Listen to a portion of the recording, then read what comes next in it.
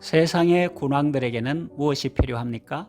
지혜입니다. 그런데 대부분의 군왕들은 성경이 말하는 지혜가 없습니다. 그래서 2절 내용처럼 나서서 하나님과 그의 기름 부음받은 자를 대적하는 것입니다. 지혜는 무엇입니까? 하나님을 경외하는 것입니다. 11절 말씀, 여호와를 경외함으로 섬기고 떨며 즐거워할지어다 했습니다. 시인은 세상의 군왕들과 재판관들에게 무엇을 명하고 있습니까? 그의 아들에게 입맞추라고 명령합니다. 하나님의 아들에게 입맞추라는 거죠.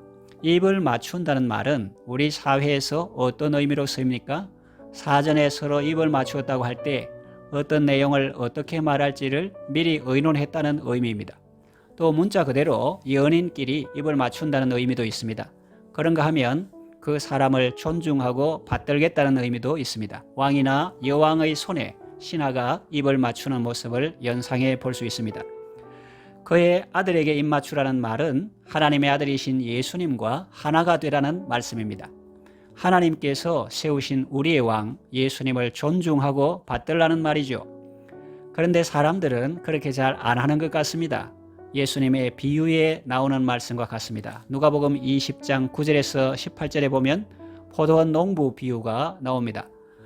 한 사람이 포도원을 만들어 농부들에게 세로 주고 타국에 가서 오래 있다가 때가 이르매 포도원 소출 얼마를 바치게 하려고 한 종을 농부들에게 보내니 농부들이 종을 몹시 때리고 거저 보내었거늘 다시 다른 종을 보내니 그도 몹시 때리고 능욕하고 거저 보내었거늘 다시 세 번째 종을 보내니 이 종도 상하게 하고 내쫓은지라.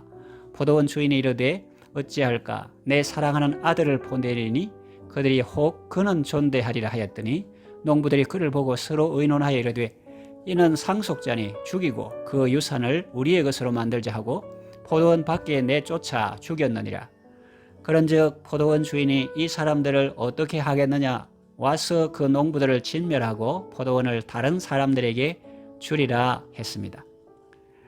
어찌 그 포도원 농부들만 어리석다 하겠습니까? 우리도 하나님의 은혜를 잊어버리고 하나님께서 내게 은혜로 주신 것들을 내 것이라 착각하고 그거 유지하려고 우리 가운데 오신 하나님 아들조차 배척하고 죽인다면 이 어찌 악하고 어리석은 일이 아니라 하겠습니까?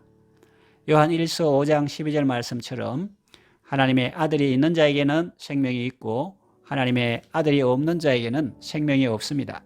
예수님은 우리에게 생명을 얻게 하시고 더 풍성히 얻게 하시려고 우리 가운데 오셨습니다.